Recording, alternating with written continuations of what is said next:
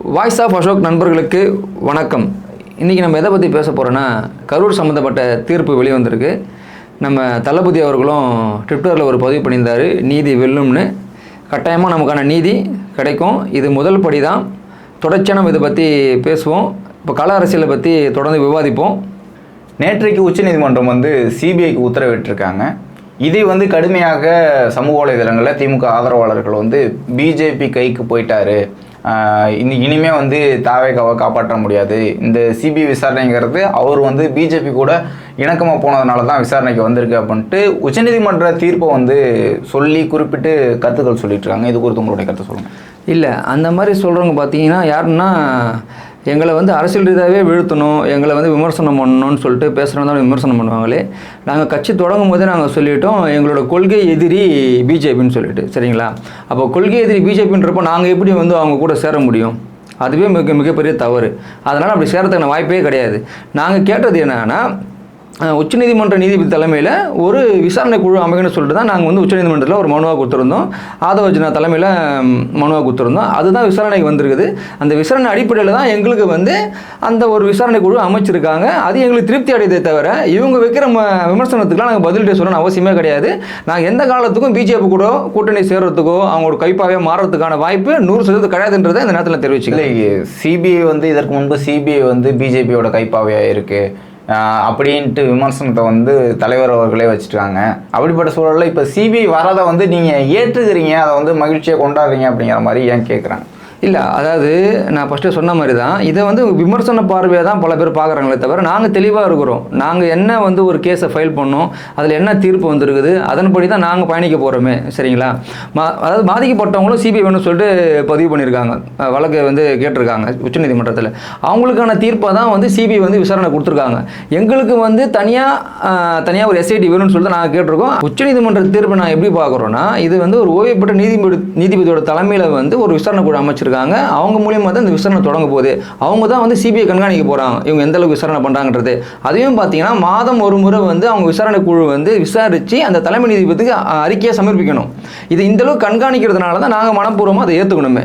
இல்லை, என்ன இருந்தாலும் திமுக தரப்புலேருந்து சொல்லக்கூடிய வாதங்கள் நீங்கள் சிபிஐங்கிறத ஏற்றுக்கிட்டீங்க, அதை சிபிஐ ஏற்றதை கூட நீங்கள் விமர்சனம் வைக்கல, நாங்கள் கேட்டதை கொடுக்கல அப்படிங்கிற மாதிரி எந்த விமர்சனமும் வைக்காம முழுமையாக ஏற்றுக்கிட்டீங்க அப்படிங்கிற பட்சத்தில் தானே அந்த விமர்சனத்தை வைக்கிறாங்க அவங்க. இல்லை, இதே எதிர்கட்சியாக இருக்கிற திமுக பார்த்தீங்கன்னா ஆளுங்கட்சி எடுத்து கேள்வி கேட்டாங்க, அதிமுக எடுத்து கேள்வி கேட்டாங்க. என்ன கேட்டாங்கன்னா, அந்த ஆட்சி காலத்தில் குட்காவுக்கு சிபிஐ விசாரணை வேணும்னு சொல்லிட்டு இதே திமுக தரப்புலேருந்து கேட்டிருக்காங்க. சரிங்களா? அதுக்கப்புறம் பார்த்தீங்கன்னா தூத்துக்குடி பிரச்சனைக்கும் சிபிஐ விசாரணை வேணும்னு சொல்லிட்டு இதே திமுக கேட்டிருக்காங்க. இதே மாதிரி மௌலிவாக்கத்தில் ஒரு கட்டிட இடிபாடில் ஒரு விபத்து நடந்தது, அதுக்குமே சிபிஐ வேணும்னு சொல்லிட்டு எதிர்கட்சியாக இருக்கிற திமுக கேட்டிருக்காங்க.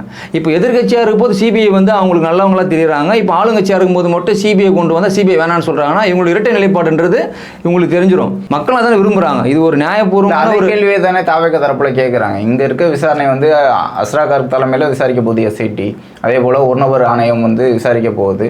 நீங்க ஏன் அச்சப்படுறீங்கன்ட்டு அவங்க தரப்புல இந்த கேள்வி. இல்லை, இந்த பிரச்சனை நடந்து முடிஞ்சதுலேருந்தே பார்த்தீங்கன்னா இரு தரப்பான விவாதம் போயிட்டு இருக்கு. இதில் ஒரு நியாயப்படியான விவரம் நடக்குமா, இல்லை இது அரசாங்கத்துக்கு சார்பான ஒரு விசாரணை நடக்குமான்றதை மக்கள் மத்தியிலையும் அந்த பாதிக்கப்பட்ட மத்தியிலையும் ஒரு கேள்வி எழுது. அதனால இது ஒரு மாநிலம் சார்ந்த ஒரு காவல்துறையில் விசாரிக்க தேவையில்லைன்றதுனால தான் உச்சநீதிமன்றம் ஓய்வு பெற்ற நீதிபதி அவரோட தலைமையில் ஒரு விசாரணை அமையணும். நீதிபதி தலைமையில் அமைஞ்சால் மட்டும்தான் இதுக்கு ஒரு விசாரணை சரியான முறையில் போகுன்றதுனால பாதிக்கப்பட்டவங்களும் எதிர்பார்த்து கேட்குறாங்க, பொதுமக்களும் இதில் விரும்புகிறாங்க. இதை தான் பாதிக்கப்பட்ட மக்களோட சார்பாக மனு தாக்கல் பண்ணி சிபிஐ வந்திருக்கு. இதுக்கு அதுக்கும் சம்பந்தம் படுத்தவே கூடாதுன்றது தான் என்னோட பதில். இது நேற்றைய தீர்ப்பை பொறுத்த வரைக்கும் ஒரு 5 பேர் மனு கொடுத்துருந்தாங்க. அதை விசாரணைக்கு பிறகு தான் தீர்ப்பு கொடுத்துருக்காங்க. அதில் 2 பேர் நாங்களே வழக்கு தொடுக்கலை, எங்கள் கையெழுத்தை மாற்றி போட்டாங்க அப்படிங்கிற மாதிரியான வீடியோக்கள் நேரடியாக வீடியோ காலில் அவங்க நீதிபதி அவர்கிட்ட சொல்லியிருக்காங்க. இந்த மாதிரியான போலியான வழக்குகள் பதிவு செய்யப்பட்டிருக்கு அப்படின்ட்டு திமுக தரப்புலேருந்தும் வழக்கறிஞர்கள் தரப்புலேருந்தும் சொல்கிறாங்கல்ல. இல்லை, நேற்று ஒரு வீடியோ ரொம்ப வைரலாக போயிட்டுருக்கு சமீப காலத்தில். அது யாருன்னு பார்த்தீங்கன்னா, கரூர் சம்பவத்தில் தன்னோட குடும்பத்தை இழந்த ஒரு நபர் பிரபாகரன்றவர் நேற்று ஒரு காணொலியை பேசியிருக்காரு. என்ன பேசியிருக்காருன்னா, நான் தான் சிபிஐக்கு நான் ஃபைல் பண்ணேன், நான் வாபஸ் வாங்கிட்டுன்ற மாதிரி எல்லா சேனல்லையும் வருது, இது என்னால் ஏற்றுக்க முடியாத ஒரு விஷயம்ன்ற மாதிரி அவர் பேசியிருக்காரு. அதுக்கப்புறம் என்ன சொல்கிறாருன்னா, நான் இதை வாபஸ் வாங்கணும், அதனால் எனக்கு இந்த மாதிரி அமௌண்ட்லாம் தரேன், இந்த மாதிரி காசுலாம் தரேன்ட்டு திமுக சார்ந்தவங்கள பேசுகிறாங்கன்றதையும் ஒரு குறிப்பிட்டு விஷயத்த சொல்கிறார். எனக்கு வந்து உயிருக்கு பாதுகாப்பு வேணும், என்னோட அம்மாவுக்கு பாதுகாப்பு வேணும் சொல்லிட்டும் அவர் பேசுகிறாரு. இதுலேருந்தே தெரியுதுங்களா சாட்சி எந்த மாதிரி வந்து மாறுது. அதாவது மனு தாக்கல் பண்ணவங்க வந்து எந்த ஒரு மனநிலைக்கு இருக்காங்கன்றது வந்து நேற்று பிரபாகர் அவர்கள் பேசின வீடியோலேயே தெரிஞ்சிருச்சு மக்களுக்கு. இதில் என்ன அந்த வழக்குகள் பின்னாடி தாவேக்க இருக்கு அப்படிங்கிற ஒரு குற்றச்சாட்டு வைக்கிறாங்க. அந்த வழக்குகளும் சேர்த்து தாவேக்க தரப்பு இல்லை ஒரு பின்னணியில் இருக்கு. இல்லை, அதுக்கான வாய்ப்பே கிடையாது. அதுக்கான பதிலை வந்து நேற்று ஆதவர்ஜுனா சொல்லிட்டாரு. நாங்கள் வழக்கு தாக்கல் பண்ணது ஒரு வழக்கு மட்டும்தான். இதில் வந்து யாரெல்லாம் பின்வாங்கினாங்கன்றதை வந்து திமுக சைட்லேருந்து டிஃபெண்ட் பண்ணியிருக்காங்க. அதுக்கு வந்து உச்சநீதிமன்ற நீதிபதி என்ன சொல்லியிருக்காருன்னா, இதில் வந்து ஏதாவது குற்றம் சாட்டு இருந்திருந்தால் நாங்களே நேரடியாக விசாரணை பண்ணுன்றதையும் உச்சநீதிமன்றத்தில் தெளிவாக சொல்லிட்டாங்க. இந்த தீர்ப்புக்கு பிறகு வந்து பல்வேறு அரசியல் கட்சிகள் வந்து பதில் கொடுத்துக்கிட்டு இருக்காங்க. இந்த விசாரணை இந்த தீர்ப்பை வந்து எப்படி பார்க்குறாங்க அப்படின்ட்டு அவங்க தரப்புலையும் சொல்லிட்டுருக்காங்க. குறிப்பிட்டு சீமான் அவர்கள் ஒரு கருத்து தெரிவிச்சிருக்காங்க. இது தமிழ்நாடு காவல்துறை வந்து அவமதிக்கக்கூடிய செயலாக இருக்குது, மாநில சுயாட்சிக்கு எதிராக இருக்குது. அவங்க விசாரித்து மட்டும் என்ன விசாரிக்க போகிறாங்க, சிபிஐ மட்டும் என்ன விசாரணை பண்ண போகுது, இந்த விசாரணைகளை விட சினிமா படமாக இருக்கக்கூடிய விஜயகாந்த் அவர்களோட படம் புலன் விசாரணை வந்து நல்லா இருக்கும் அப்படிங்கிற மாதிரி சொல்லியிருக்காரு. சீமான் அவர்களோட கருத்தை எப்படி பார்க்குறீங்க?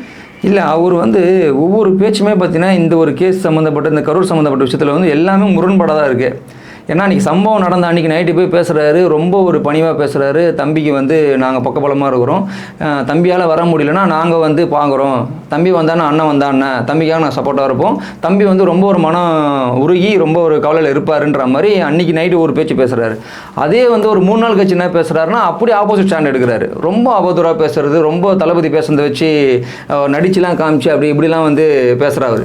இதுலேயே தெரியுது அவருக்கு வந்து ஆளும் அரசுக்கு வந்து எந்த அளவுக்கு ஒரு சாதகமாக இருக்கிறன்றது வந்து பொதுமக்களுக்கு இந்த விஷயத்துல கிளியரா தெரிஞ்சிச்சு. அவருடைய கருத்துக்கு வந்து பதில் சொல்ல மாட்டீங்க தவிர வந்து அவரை தான் விமர்சிக்கிறீங்க. இல்ல அவரோட கேள்விகளுக்கு வந்து பதில் சொல்லுங்க அப்படிங்கிறார். இல்ல அதாவது அண்ணன் வந்து எல்லா மேடையிலும் ஒன்று சொல்லுவார், நான் யாரை எதிர்க்கிறனோ அவங்க தான் எனக்கு எதிரி, என்னை எதிர்க்கிறவங்களாம் எனக்கு எதிரி கிடையாதுன்றது அண்ணன் தான் சொல்லியிருக்காரு. அதே தான் தாவேக்கோட நிலைப்பாடும். நாங்கள் யாரை எதிர்க்கிறோமோ அவங்க தான் எங்களுக்கு எதிரி. எங்களோட கொள்கை எதிரி பிஜேபி, அரசியல் எதிரி திமுக.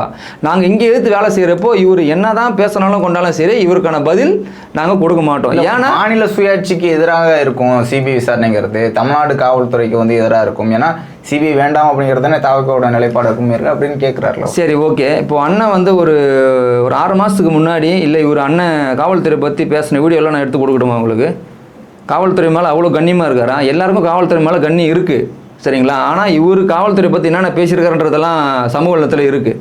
அவர் இந்த கரூர் சம்பவத்தில் வந்து டோட்டலாகவே பார்த்தீங்கன்னா திமுகவோட கூட்டணி கட்சி தலைவர் மாதிரி மாறிட்டார் அவர், சரிங்களா? ஏன்னா இதில் வந்து பாதிக்கப்பட்ட மக்களும் சரி பொதுமக்களும் சரி இதில் வந்து ஒரு சிபிஐ விசாரணை வேணும், இதில் வந்து நியாயமான விசாரணை வேணும்னு சொல்லிட்டு மக்கள்லாம் ஒரு சார்பாக நிற்கிறாங்க.